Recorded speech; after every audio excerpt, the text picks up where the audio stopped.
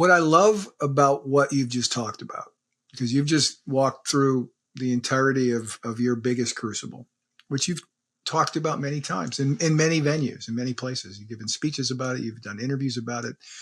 You've done podcasts on it. What I love about the way that you just told that is that you've now arrived at a place because of the healing that's come as you've walked the roadmap, as you've employed the actionable truths. You've arrived at a place where you can do it.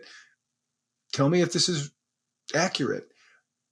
Somewhat matter-of-factly. There's not pain attached with it as much as there was in the early days, I think, when you talk about it now, is there? It's very true. And you might be thinking, well, why?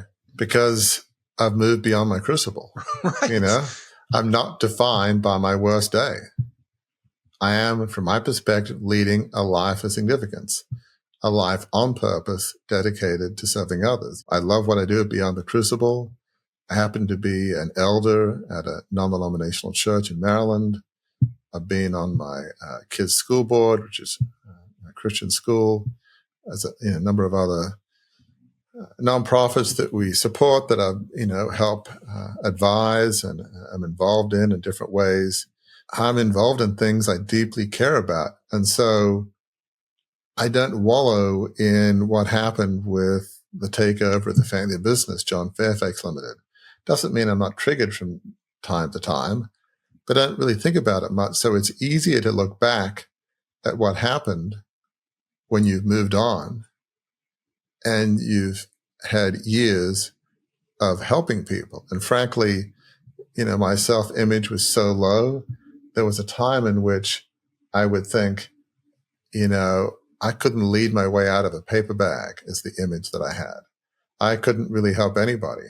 I don't say that anymore. I may not be a CEO type, a manager in that sense, but I like to think I have some wisdom, some knowledge of leadership from obviously my challenges, mistakes, if you will.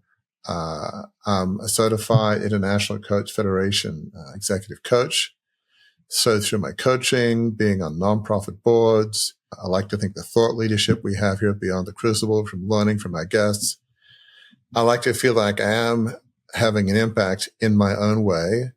And I feel like people see me in a different light these days. They're not looking at, young Warwick, as they used to call me back in Australia, because my dad is Sir Warwick Fairfax, or was. And it's like, at what point am I not young Warwick? Maybe if I hit 80 or 90, I won't be young Warwick, but I don't know. It's like, surely I've passed that stage, but maybe not.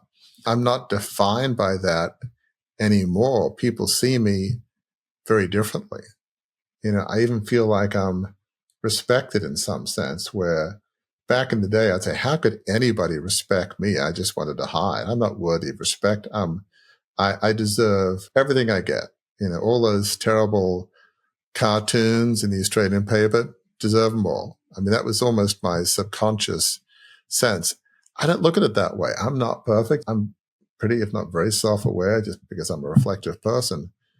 But I'm able to objectively say, I do make contributions in my own world that, people respect.